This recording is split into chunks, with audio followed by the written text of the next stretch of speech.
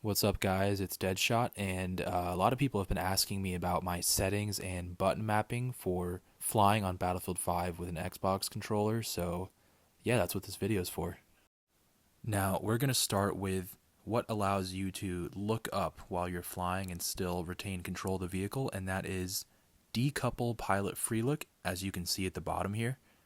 And yeah, without that, you're screwed.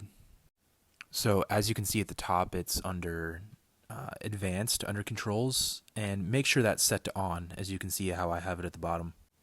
But in order to actually take advantage of that, you need to change your button mapping, but we'll get into that a bit later.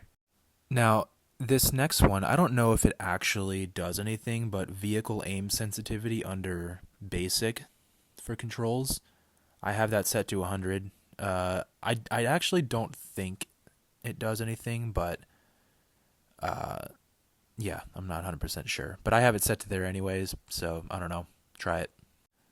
Now, for the next one, this is super important. Plane control sensitivity, max that thing all the way to 150%. Uh, it's not really going to make it feel like it's super jittery or anything. Just the plane has this weird delay when you don't have that up to 150%, and it's kind of like I don't know. The plane just kind of feels like Jello when you don't have it up. So make sure you turn that up. It's mandatory if you want to turn tightly. So yeah.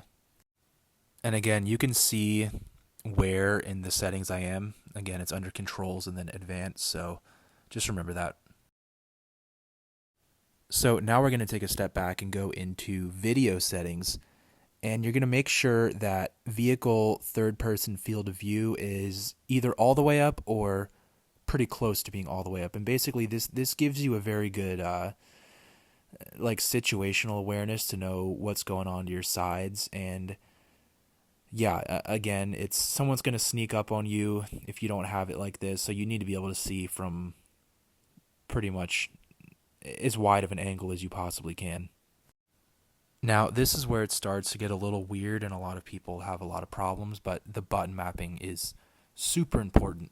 The main thing, everything is centered around the throttle being independent from the rudder. So on the default settings, you throttle and rudder on the stick, one of the sticks, I can't remember.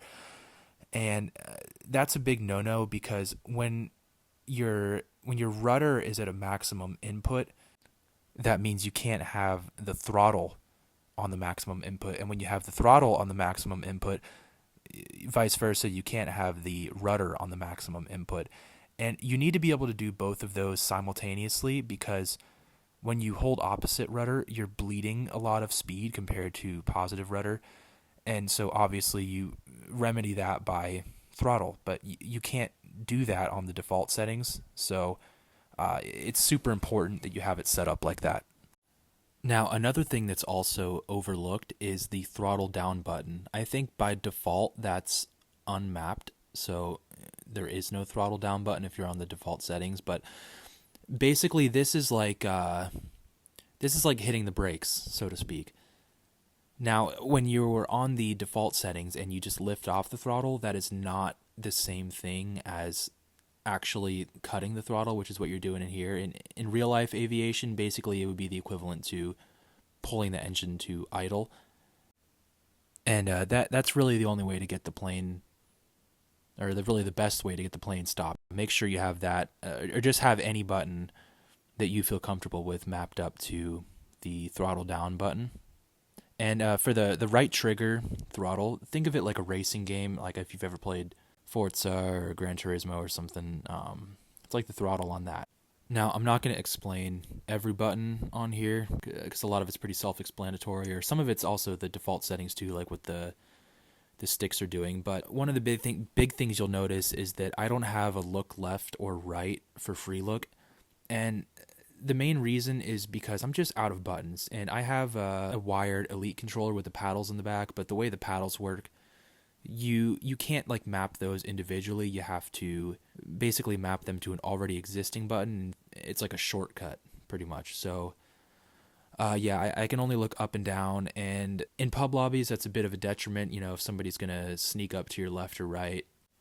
So I am ruddering and using FreeLook on the same stick, but trust me, it works because when you're in FreeLook and you have it looked all the way up and you're ruddering left to right, it doesn't actually affect the FreeLook where you're viewing, and the rudder also doesn't affect your FreeLook. Well, the rudder actually can affect it ever so slightly, like if you're looking at the FreeLook, but it's not bad, honestly. Just try it and get used to it, and I think you'll like it.